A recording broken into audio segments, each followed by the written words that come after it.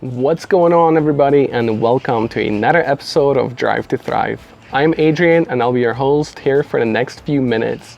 So in this video, I wanted to do a follow-up on QuantumScape, take a look at some of these key support levels and resistance levels that I highlighted in my previous video, as well as take a look at some short interest ratio and options. So let's stop wasting any more time and let's go over to my computer.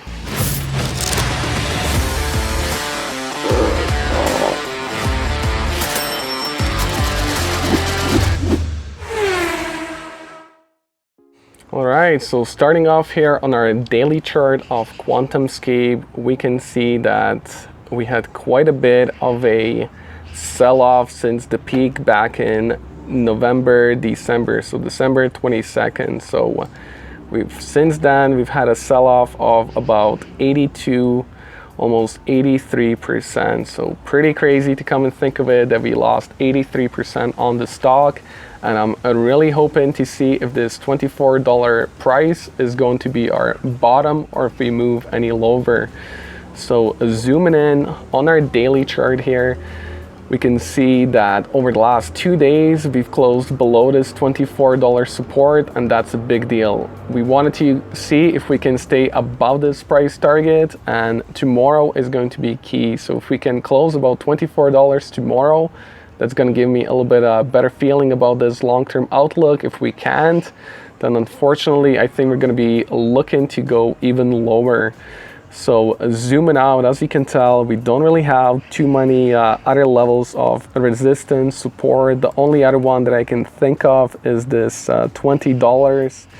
So zooming in here, we can see that we had few reactions along here. Then we had one more in September, and then when we broke above it here in November, we came back and retested. So I think this is our last line of defense here, is this $20 support.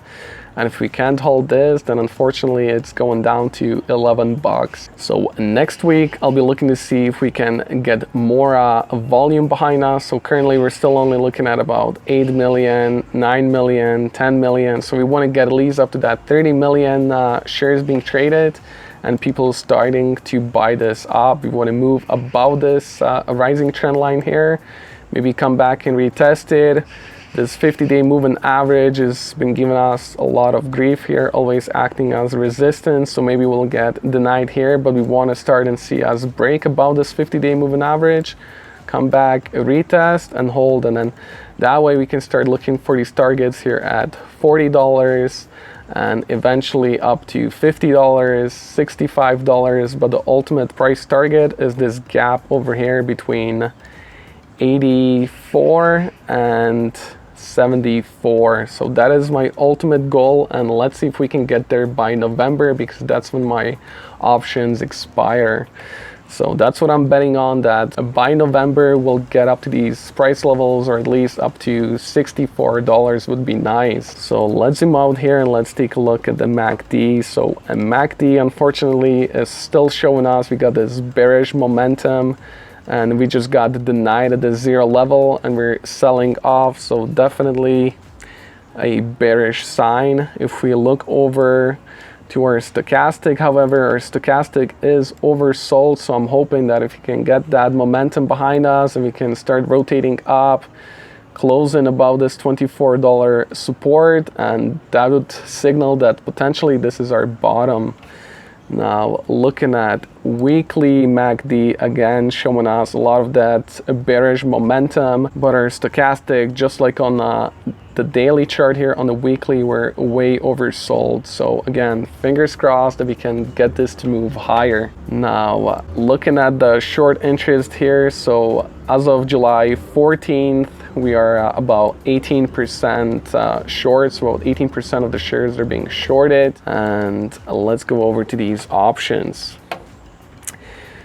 So in the end, I ended up buying these on November 19th, 2021, so about 127 days till expiration, and I ended up picking up these $45 strike price. So currently you can get in at 92 cents. Unfortunately, my price is $1.71, so I am currently down about 57%, but when you're buying these out of the money call options, you're trying to stay away from stop losses and you're just trying to put as much money as you're willing to lose. So in my case, you know, my maximum risk I told myself was going to be about $1,000, and I've hit that price target. So I'm at $1,023 as of July 15th. So again, so with this trade, it's not about the probability, because the probability is definitely stacked against us. So in this case, we only have about 10.5% of this trade working out, but it's all about that return on risk. So if you guys are looking to get into this, and again, this is just my opinion, I'm not a financial advisor or anything, but let's say you want to do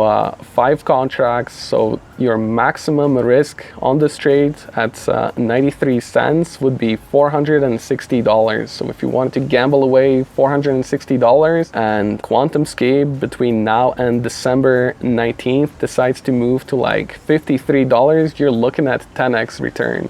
If we get up to these prices by September, you're looking at $5,700. So again, that reward on that risk is really nice, and that's what I'm looking for. So not my most profitable strategy.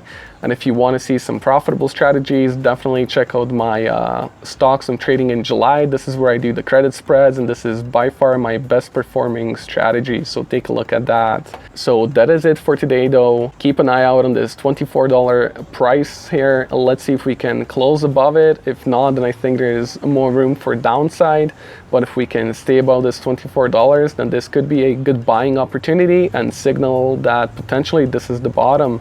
So thank you very much. And if you enjoyed this video, please don't forget to smash that like button, and we'll see you in another video. Ciao, ciao.